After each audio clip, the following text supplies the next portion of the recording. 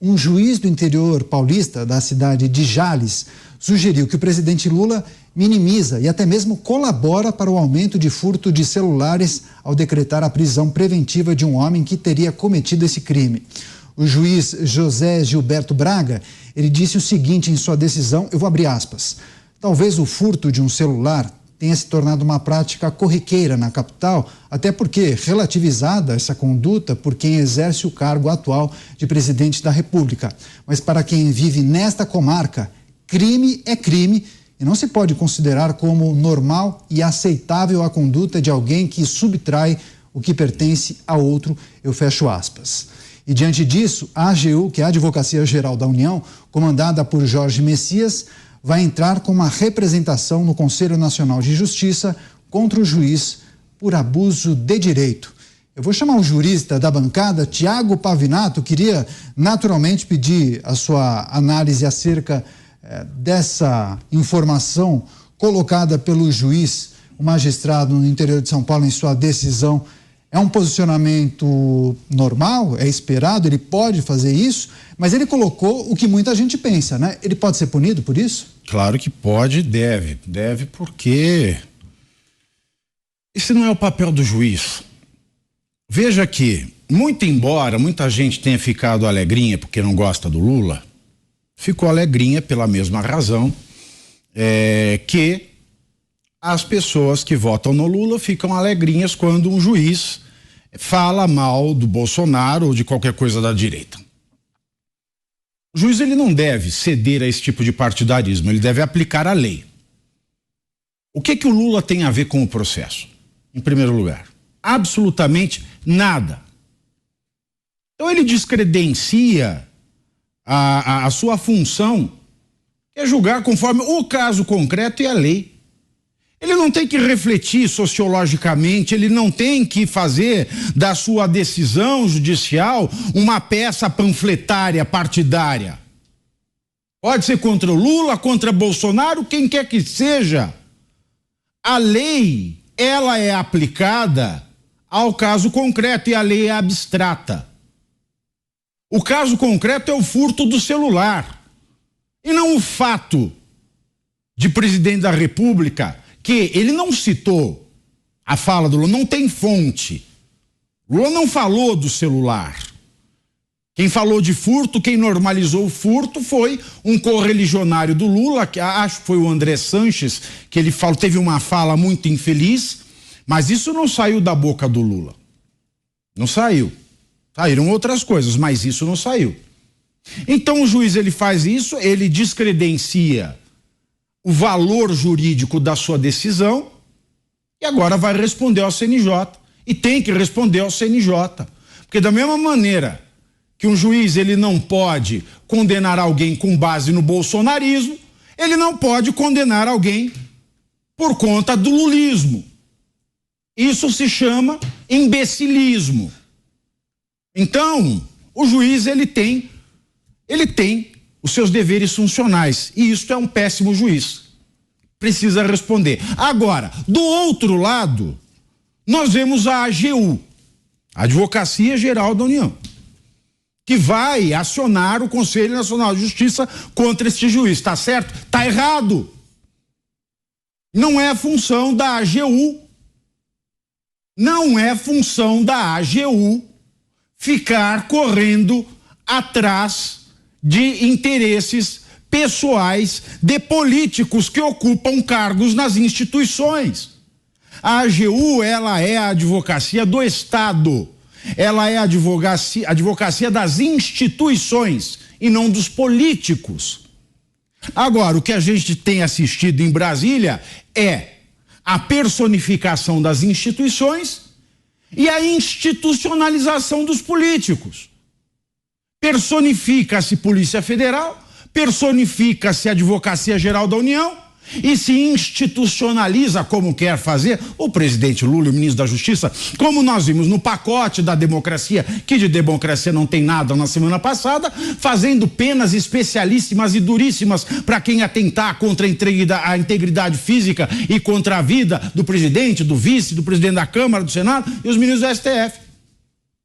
O que acontece é a institucionalização de pessoas e a personificação de instituições, e este é o primeiro passo para qualquer coisa que está conectada à substância política do fascismo, que institucionaliza líderes e personifica assim as instituições. Então a AGU, ela precisa parar de agir fora das suas atribuições legais. A AGU está trabalhando fora das suas atribuições legais. E isso precisa parar. Não é papel da AGU acionar o juiz no Conselho Nacional de Justiça. As competências precisam ser respeitadas, porque da mesma maneira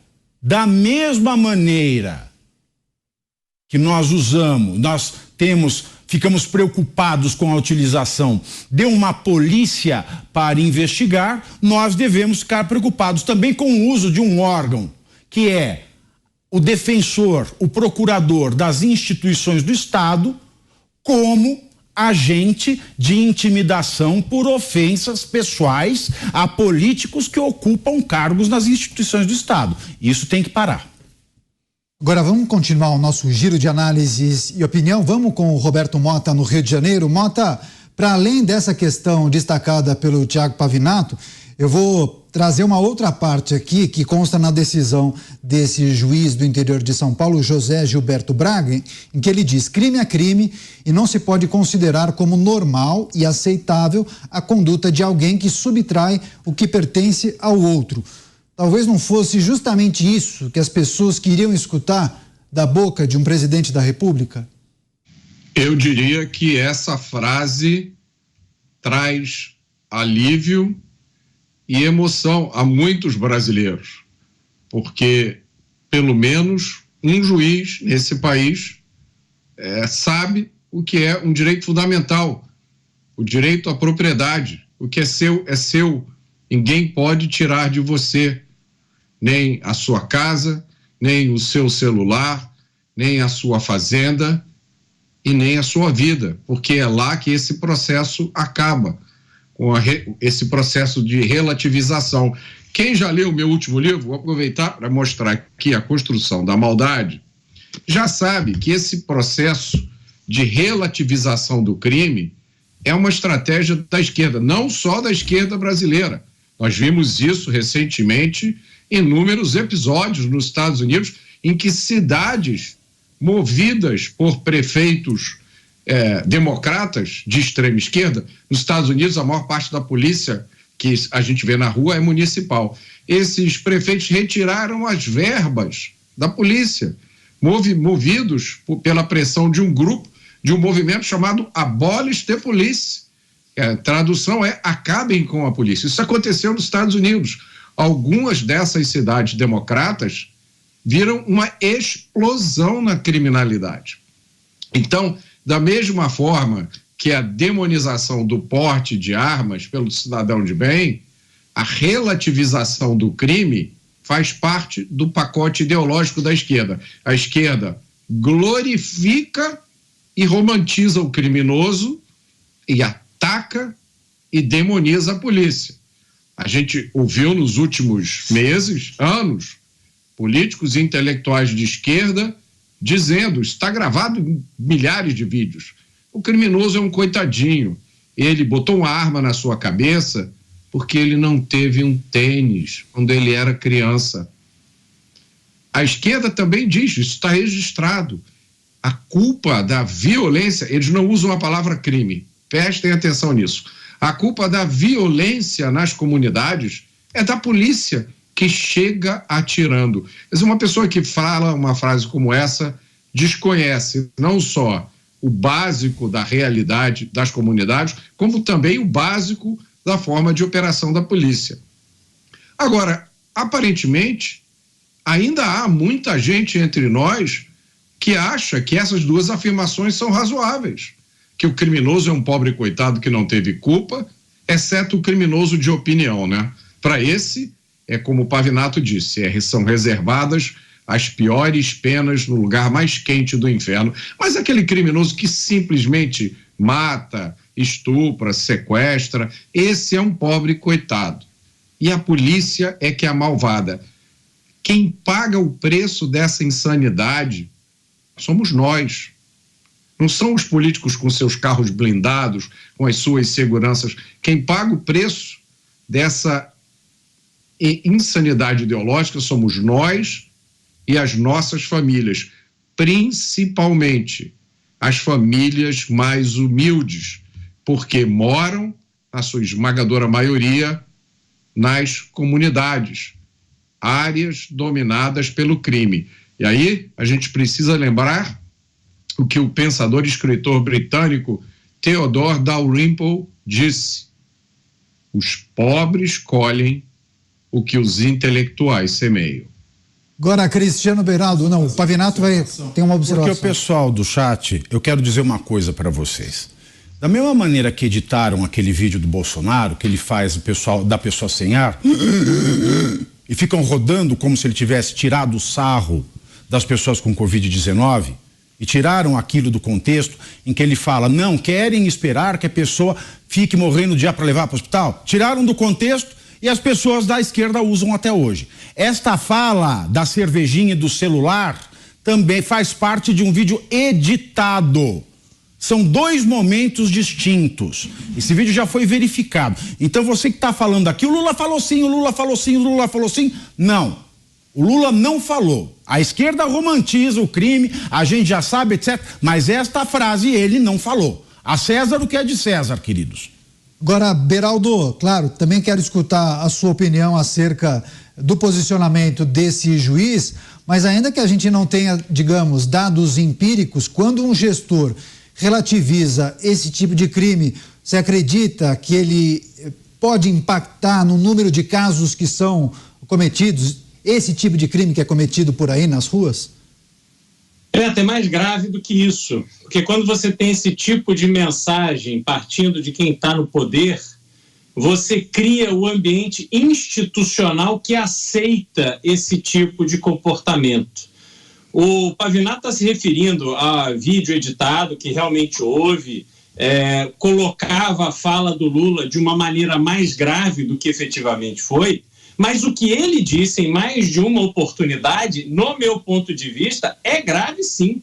Quando ele diz que as pessoas que têm alguma coisa, de repente perdem tudo, e aí vão lá para a indústria de roubar celular, colocando essa pessoa como uma pobre coitada, que ela não tem alternativa, o que resta a ela é roubar, dizendo, olha, quando eu estava na presidência, essa pessoa tinha tudo.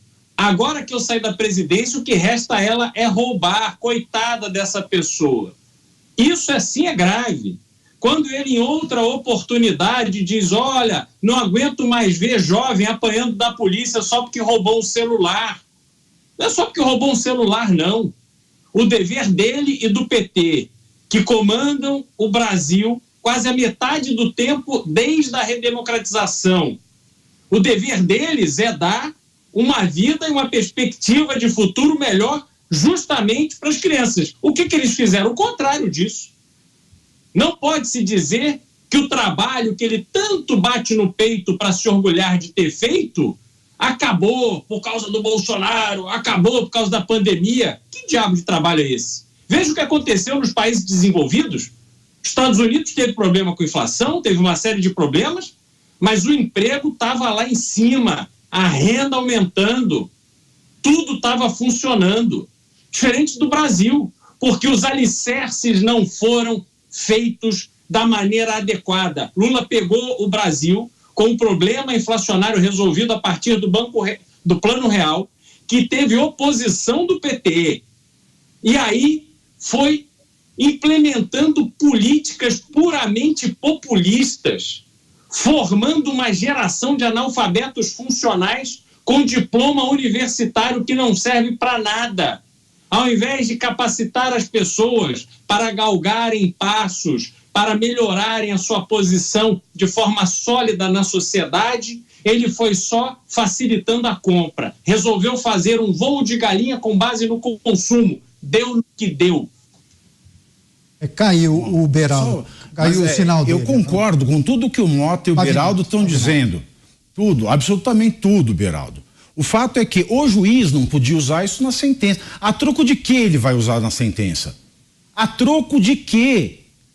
Para daqui a pouco a gente condenar alguém e falar assim, porque o bolsonarismo muito tempo incentivou as pessoas. Você não tem nada. Que a esquerda romantiza bandido, a gente sabe, mas o juiz, não cabe ao juiz usar isso na sentença. Se tivesse uma pesquisa fazendo essa relação de que as falas do presidente da República impactaram no número de furtos de celulares, aí sim, nesse caso, o juiz poderia usar. É porque eles querem usar. O que estão fazendo em Brasília hoje? Atrás do Bolsonaro. As falas do Bolsonaro motivaram as pessoas ao quebra-quebra do 8 de janeiro. A gente está dizendo que as pessoas são estúpidas, imbecis, para agirem não conforme a autodeterminação, mas conforme o líder fala.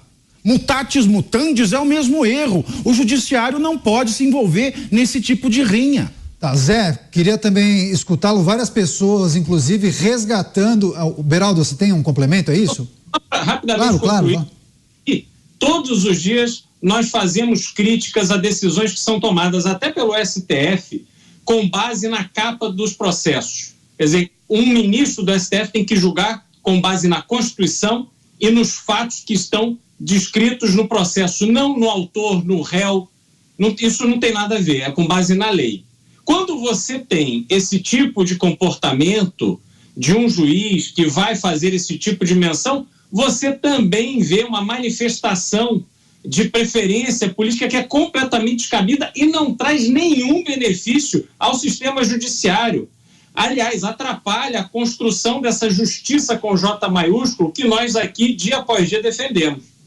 Agora, Zé, faltou você, inclusive algumas pessoas estão resgatando aqui, já passo para o Mota, inclusive, algumas pessoas estão resgatando uma fala da semana passada do presidente Lula, em que ele relativiza e minimiza as pessoas que roubam pãozinho e remédios. Mas, enfim, também queria escutar a sua opinião, viu, Zé? O posicionamento desse juiz do interior de São Paulo, e tem a informação que a AGU, a Advocacia Geral da União, vai entrar com uma representação contra esse magistrado no CNJ, Zé. Pavinato, eu sempre alertei aqui de que as decisões do Supremo têm que ser olhadas com a lupa, porque elas são reproduzidas em todo o país. As instituições estão de cabeça para baixo mesmo. A Procuradoria-Geral da República não tinha que se preocupar com isso, seria o papel do Ministério Público, né? Ou da Ordem dos Advogados do Brasil, que se sentisse que alguma prerrogativa do advogado foi ultrapassada ou atropelada. Mas essa é a realidade. Se o Supremo vai além e nos julgamentos, nas sentenças, um voto de um juiz não é um discurso no Congresso, é uma sentença. Cada voto é uma sentença. Se nas sentenças os ministros do Supremo tecem detalhes e fazem comentários, quer dizer, o juiz lá na comarca se sente também no direito de fazê-lo. Esta é a realidade. Então, o juiz tem que expressar na sentença o que ele está sentindo e um entendimento geral, além, evidentemente, da jurisprudência, porque a cultura também faz parte das leis e muitas leis vêm exatamente da cultura. Não dá para negar que Lula incentiva, sim. O argumento é de que são pequenos furtos. Por exemplo, ontem ou anteontem, nessa semana, ele minimizou o roubo de pãezinhos e remédio, né? E eu digo o seguinte, ele está equivocado. Há um equívoco muito grande nisso. Não há encarceramento exagerado no Brasil, não há prisões por pequenos furtos. Hoje, aqui, eu tive a oportunidade de lamentar que um cidadão, um ladrão, roubou um estabelecimento comercial e o delegado falando a ficha do senhor. O ladrão que roubou hoje um estabelecimento comercial, quebrando a porta e roubou um celular para comprar crack, ele já está sendo julgado por uma tentativa de latrocínio, um assassinato e mais não sei quantos roubos. Então, onde está essa minimização, esta tentativa de tornar aceitável o roubo? Pode estar no judiciário, porque a polícia me diz, cada um que eu prendo, eu vejo ele 8 vezes. Quer dizer, a polícia está dizendo que está prendendo a mesma pessoa 8 vezes. E veja bem, o de hoje É um crime muito grave, que é tentativa de latrocínio e assassinato, entre outros 8 crimes. Então, assim, vamos desmistificar. Não há encarceramento exagerado, não se prende por um roubo de um celular, não se prende por um roubo de um pãozinho. Estou defendendo o roubo de pãozinho e nem de celular. Eu estou dizendo que os juízes estão liberando, não é roubo de pãozinho, é até assassinato ou tentativa de latrocínio. Eu não vejo nada mais grave na lei penal do que latrocínio ou tentativa de latrocínio, que é o roubo seguido de morte. Então, assim, Lula está errado na premissa do encarceramento, não há. Fora disso, é preciso dizer que tem alguém incentivando, sim, pequenos crimes que crescem. Ninguém começa assaltando um banco, assim como ninguém começa como diretor, presidente de uma empresa. Às vezes começa lá embaixo, como boy, como secretário, e vai subindo. Também é assim na indústria do crime, também é assim no mundo do crime. Eu li com atenção demais o livro do Mota, que fala exatamente desta construção. É uma construção, é uma indústria. Nós nos enganamos achando que quando alguém rouba, é preso. Não é. Ele é preso na 8ª vez que rouba, né? E há demonstrações de pessoas que roubam a vida inteira, e não estou falando de políticos, e que não é preso. Ou uns que no primeiro roubo é preso. O que está errado é esta impunidade que o Brasil está apresentando. Como pode, hoje, não foi há muito tempo, hoje, um ladrão foi preso tendo 8 crimes nas costas graves. E alguém soltou. É preciso saber quem é que está fazendo esta peneira. Estas tais audiências de custódia irritam demais delegados e policiais que prendem pessoas que cometeram crimes graves e que vão para as ruas.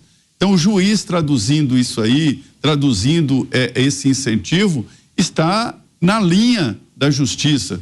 E se ele responder, evidentemente, ele vai ser inocentado pelo Conselho de Justiça. Mota, você vai fechar esse assunto. Antes, só o Pavinato tem um complemento, porque eu queria falar em português, claro, e com cuidado. Eu não estou dizendo aqui, eu repito, que a esquerda não romantize o crime. Ela o faz. Mas o que tem a ver a fala do Lula com esta decisão do juiz? A única coisa que serve, é cultura, a inserção desse parágrafo, é isso chegar em Brasília e mandarem soltar por suspeição. Aí o cara vai ficar livre o resto da vida, porque o processo inteiro vai ser anulado.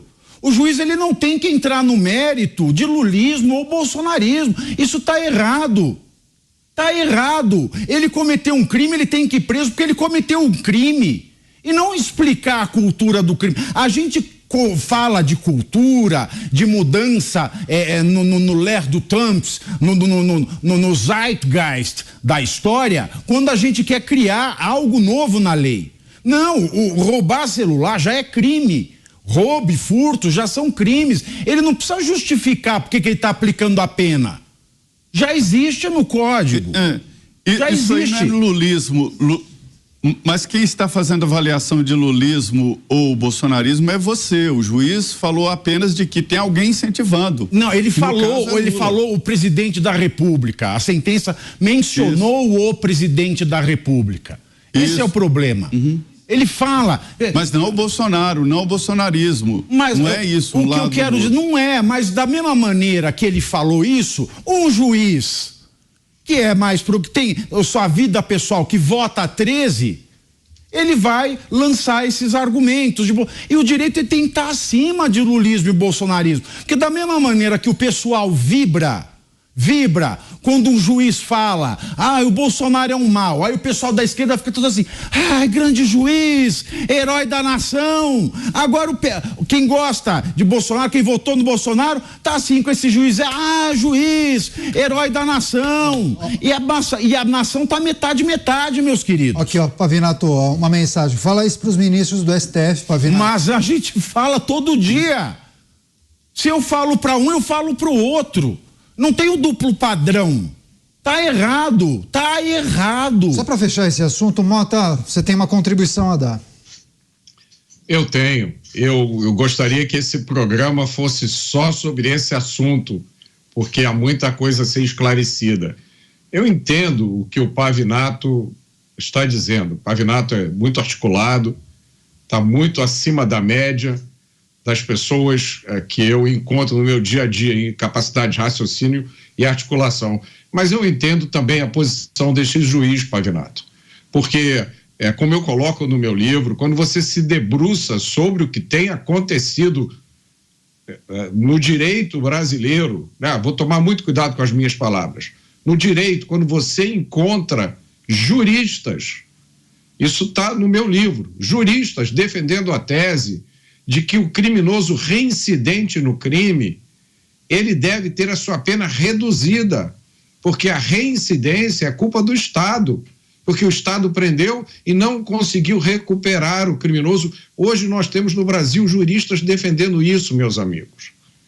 A realidade no Brasil, a realidade no Rio de Janeiro está documentado no meu livro.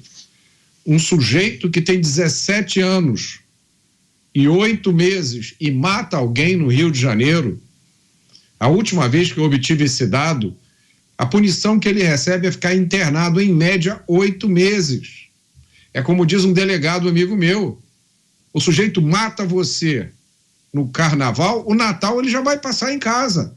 E você encontra juristas dizendo que é isso mesmo, porque ele é um menor, ele precisa da proteção integral. Então, Pavinato, quando um cidadão comum encara essa realidade, ele dá um suspiro de alívio, por mais equivocada do ponto de vista formal.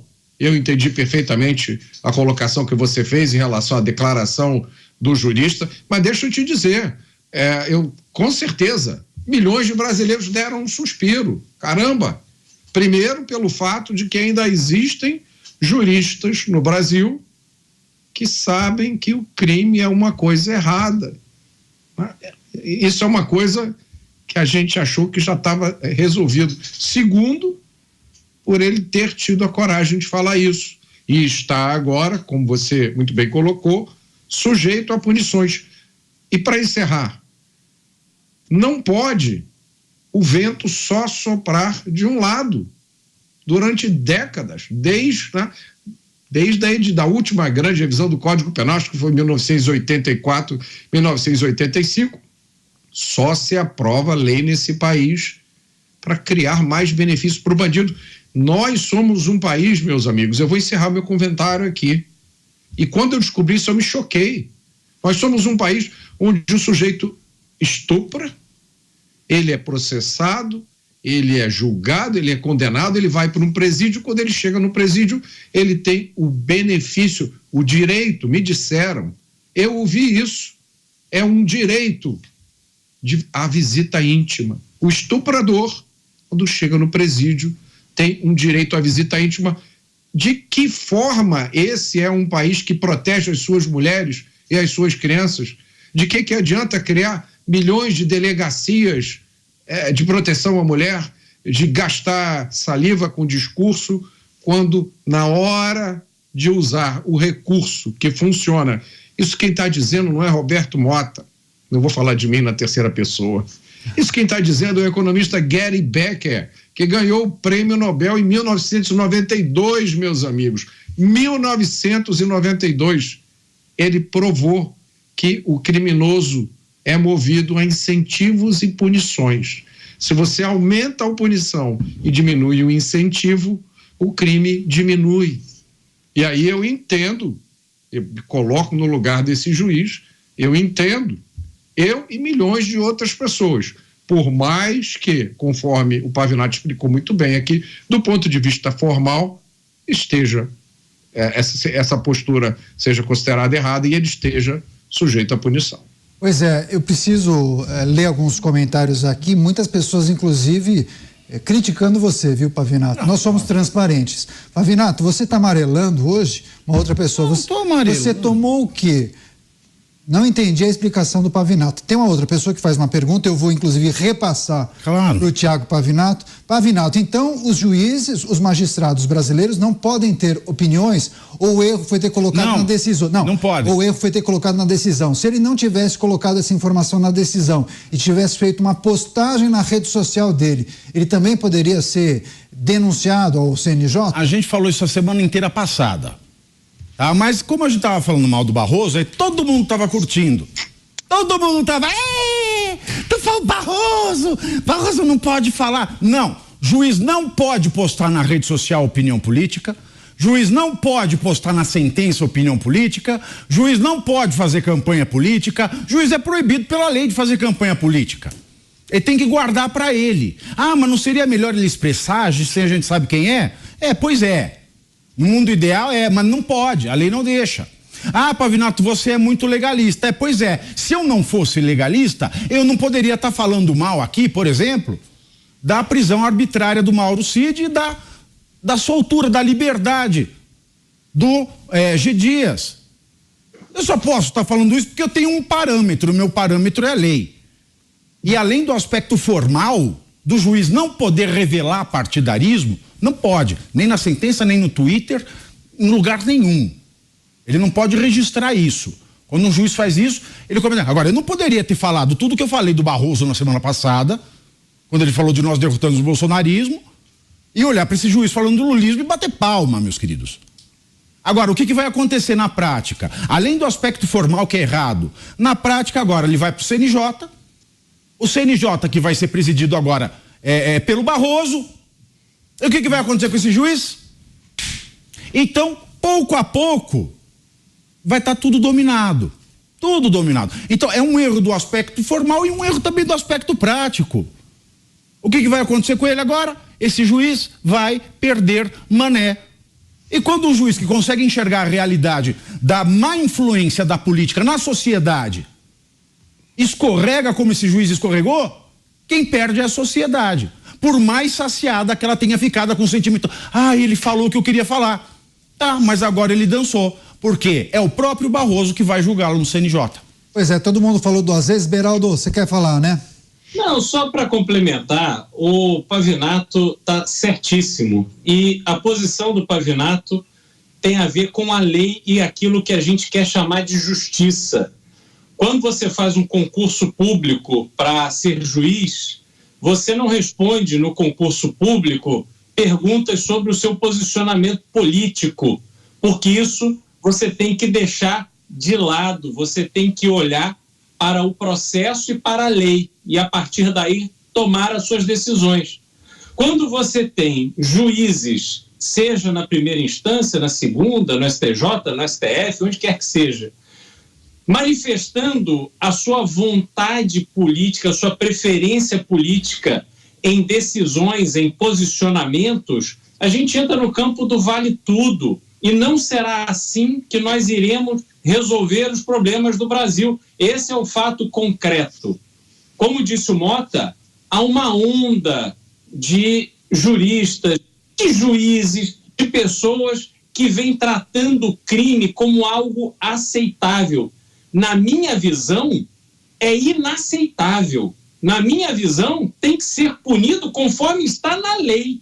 E não deve haver espaço para essas interpretações invencionistas de que, olha, veja bem, mas nesse caso tem esse aspecto, cria-se esse clima institucional de que o crime é aceitável. Hoje, na presidência da República, no entorno do presidente da República, na formação do seu governo, na formação do seu conselhão, dos seus conselheiros, aquelas pessoas que falam com ele, que o orientam, você tem inúmeras pessoas que ou elas próprias foram flagradas cometendo crime contra o Brasil, ou representam empresas e pessoas que foram flagradas cometendo crime contra o Brasil e estão aí desfrutando do poder. Isso vem pela política.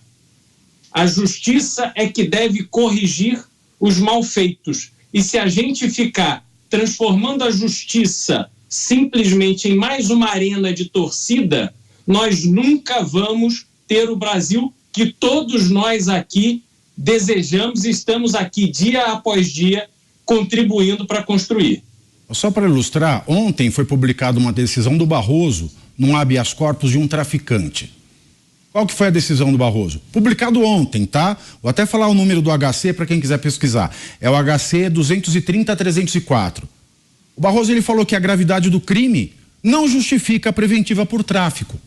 Tá aí, é esse o Barroso que vai julgar este juiz agora, no CNJ. Entenderam a besteira do movimento? Por mais saciados que as pessoas fiquem de ouvir alguém falando a verdade, caputa.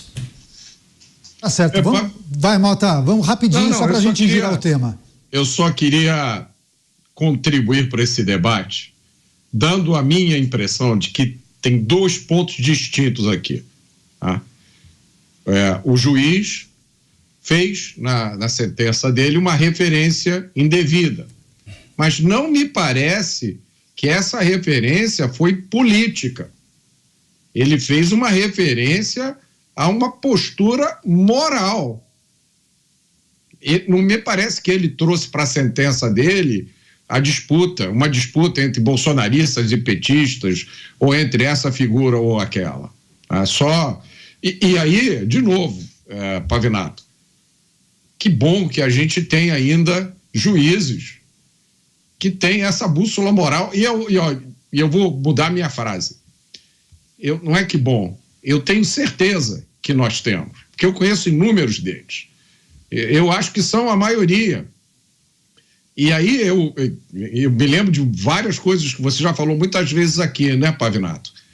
Que às vezes na história em que países tomaram rumo do abismo por causa de uma coisa chamada espiral do silêncio.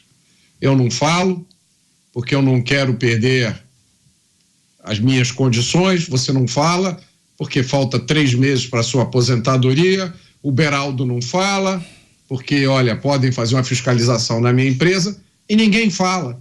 E no dia a gente acorda e ninguém pode mais falar. Então, era só isso que eu queria dizer. Pois não, rapidinho, para as pessoas que chegam... Eu sempre falar, por que você não é juiz? Eu falo, mãe, porque eu gosto de falar.